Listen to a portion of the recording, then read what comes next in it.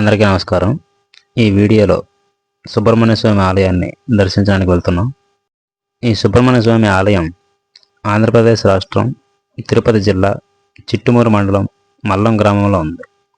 ఈ సుబ్రహ్మణ్య స్వామి ఆలయం నెల్లూరు నుండి 82 కిలోమీటర్ల దూరంలో, అలాగే నాయుడుపేట నుండి 28 కిలోమీటర్ల దూరంలో, గూడూరు నుంచి 41 కిలోమీటర్ల దూరంలో, సమీప గ్రామమైన వాకాడు నుండి 12 కిలోమీటర్ల దూరంలో ఉంటుంది. ఇక్కడ మీరు చూస్తున్నది స్వర్ణముఖి నది బ్యారేజ్ అనమాట. ఇది వాకాడు సమీపంలో ఉన్నటువంటి ఒక బ్యారేజ్. ఈ వాకాడు గ్రామం నుంచి 12 కిలోమీటర్ల దూరంలో ఈ సుబ్రహ్మణ్య స్వామి దేవాలయం అనేది ఉంటుంది. ఈ ప్రాంతం అంతా కూడా రోడ్డుకి ఇరువైపులా పచ్చని పొలాలతో కూడా సస్యశ్యామలంతో అలరారుతూ ఉంటుంది. నదీ పరివాహక ప్రాంతం కావడం వల్ల ఇక్కడ నీటికి ఎటువంటి సమస్య కూడా లేకపోవడం వల్ల పంటలు అవి కూడా బాగానే పండుతాయి అనేది మనకు తెలుస్తుంది. ఒకప్పుడు ఈ ప్రాంతం అంటే జిల్లాల పునర్విభజనకు ముందు నెల్లూరు జిల్లాలో ఉండేది. తర్వాత ఏర్పడిన కొత్త జిల్లాల వల్ల అంటే తిరుపతి జిల్లాలో ప్రస్తుతం మనం చూస్తున్నటువంటి ప్రాంతం అనేది ఇప్పుడు ఉన్నది. ఇక్కడ ఆలయ వెలుపల మనం ఒకసారి గమనిస్తే ఇక్కడ వీరశైవులు అంటే వీరగళ్ళు అనేటువంటి విగ్రహాలు అనేది మనం చూడవచ్చు. ఇవి రాతిపై చెక్కిన స్మారక శిలారూపాలు. వీరుల త్యాగానికి చిరస్మరణీయతకు గుర్తుగా వీటిని నిర్మిస్తారు. యుద్ధంలో మరణించిన వీరులను గుర్తు చేసే స్మారక శిలలే ఈ వీరగల్లు. మధ్యయుగ చారిత్రక వివరాలను తెలుసుకునేందుకు వీలుగా అపురూపమైన ఆధారాలు ఇవి. దండయాత్రలో మరణించిన వారి కన్నా గ్రామ రక్షణ కొరకు, ఆవుల మందలను కాపాడడానికి, పులులు వంటి క్రూరమైన జంతువులతో పోరాడి ప్రాణాలు పోగొట్టుకున్న వీరుల జ్ఞాపకంగా వేసిన శిలలే ఈ వీరగల్లు. తరువాత కాలంలో వీరశైవం వ్యాపిస్తున్న కాలంలో వీరశైవులు శివ సాయుధ్యం కోరి ఆత్మాహుతి చేసుకున్నప్పుడు వేసిన శిలలు కూడా వీటిలో చేరి ఉంటాయి. వీరభద్రుడు, భైరవుడు తదితర రూపాల్లో వీరులు మరణించిన తర్వాత కూడా తమ గ్రామాలను రక్షిస్తారనే నమ్మకంతో ప్రజలు ఈ వీరగల్లు విగ్రహాలకు నిత్య పూజలు చేస్తుంటారు. చెరువు కట్టలు తెగిపోతున్నప్పుడు తమ ప్రాణాలను పణంగా పెట్టి ఆ గండిలో స్వయంగా పూడ్చుకుపోయిన వారు, బలిదానం కావింపబడిన వారి జ్ఞాపకార్థంగా కూడా కొన్ని వీరగల్లు విగ్రహాలు కనిపిస్తాయి.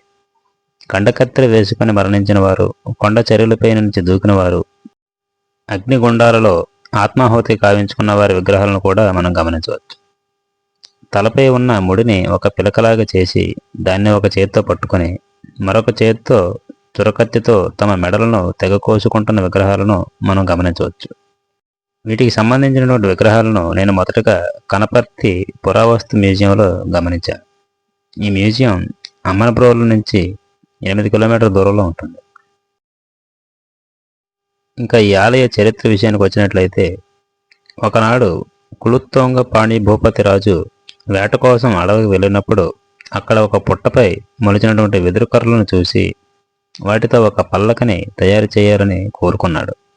ఆ పుట్ట చాలా ఏళ్లుగా అక్కడ తపస్సు చేస్తున్న సుబ్రహ్మణ్య స్వామిపై పెరిగింది. సుబ్రహ్మణ్య స్వామి యొక్క తపస్సు గురించి తెలియని రాజు ఆ వెదురు కర్రలను సేకరించమని తన సేవకులను ఆదేశించాడు. సేవకులు వెదురు కర్రలను సేకరించడానికై ఆ వెదురు కర్రలను నరుకుతూ ఉండగా తెలియకుండానే సుబ్రహ్మణ్య స్వామి 2 చేతులను నరికారు. దాంతో పుట్ట నుండి రక్తం కారడం ప్రారంభమైంది.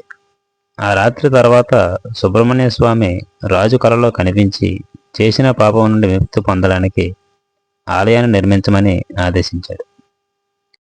అప్పటి నుండి రాజు తన రోజు చేసేటువంటి దినచర్యల్లో మొదటి దినచర్యగా సుబ్రహ్మణ్య స్వామిని పూజించడమే ప్రారంభించాడు. అలాగే ఇంకొక కథనం ప్రకారం క్రీస్తు శకం 435 ప్రాంతంలో ఈ ప్రాంతాన్ని పాలిస్తున్న కులుత్తొంగ పాండ్య భూపతి రాజు యుద్ధం ముగిసిన తర్వాత తిరిగి వస్తుండగా ఈ గ్రామం వద్ద విశ్రాంతి తీసుకోవాలని అనుకొని అక్కడ పెరిగిన పొదలను తొలగించమని తన ప్రజలను ఆదేశించాడు. ఆ పొదలను తొలగించే క్రమంలో పనివారు అకస్మాత్తుగా ఆ పొదల నుండి రక్తం రావడం గమనించారు. దాంతో పాండ్యరాజు తన కంటి చూపును కోల్పోయాడు. ఆ రాత్రి రాజుకు ఒక కల వచ్చింది. ఆ కలలో సుబ్రహ్మణ్య స్వామి భూమిలో ఉన్న తన విగ్రహం గురించి చెప్పాడు. పనివారు ఆ ప్రదేశాన్ని తవ్వగా పొదలను తొలగించే పనిలో చేతులు నరికివేయబడిన మురుగన్ విగ్రహం వారికి దొరికింది. రాజు వెంటనే ఆ విగ్రహం చుట్టూ ఒక ఆలయాన్ని నిర్మించాడు మరియు అతని కంటి చూపు కూడా తిరిగి వచ్చింది. ఇప్పటికీ చేతుల్లేని సుబ్రహ్మణ్య స్వామి చిన్న విగ్రహం సగం భూమిపైన కనిపిస్తుంది. ఇటీవలి కాలంలో సరైన విగ్రహాన్ని ప్రతిష్ఠించే వరకు ఈ విగ్రహాన్ని అనేక శతాబ్దాల పాటు పూజించారు. ఇప్పుడు కొత్త విగ్రహాన్ని క్రమం తప్పకుండా పూజిస్తుండగా పురాతన విగ్రహం గర్భగుడిలో ఒక మూలలో కనిపిస్తుంది.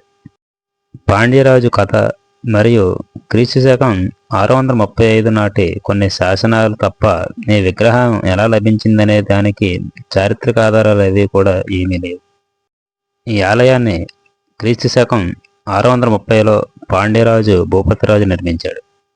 తరువాత 10 మరియు 11వ శతాబ్దాలలో చోళరాజులు దీన్ని పునరుద్ధరించారు. ఈ నిర్మాణంలో ఆసక్తికరమైన భాగం వసంత మండపం. దీన్ని 2 గుర్రాలు లాగే రథం రూపంలో నిర్మించారు. ఆలయ మండపాన్ని 100 స్తంభాల రాతి నడవపై నిర్మించారు. ఈ స్తంభాలపై రామాయణం, మహాభారతం, భాగవతం మరియు శివపురాణం వంటి ఇతిహాసాలను శిల్పరూపంలో అద్భుతంగా తీర్చిదిద్దారు.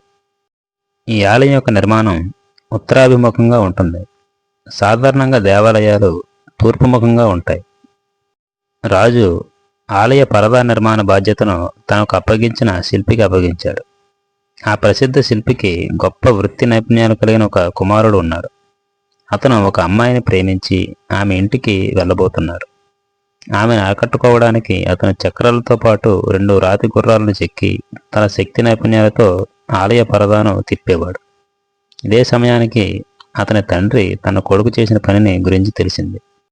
అప్పటికే ఆలయ పరదా 180 డిగ్రీలు తిరిగి ముందుకు దూసుకుపోతుండడంతో దాని కదలికను ఆపడానికి అతను గుర్రాల యొక్క కాళ్లను నరికివేశాడు. కొడుకు చేసిన మూర్ఖపు పనికి కోపంతో తండ్రి అతన్ని చంపి ఆ తర్వాత తాను కూడా ఆత్మహత్య చేసుకున్నాడు.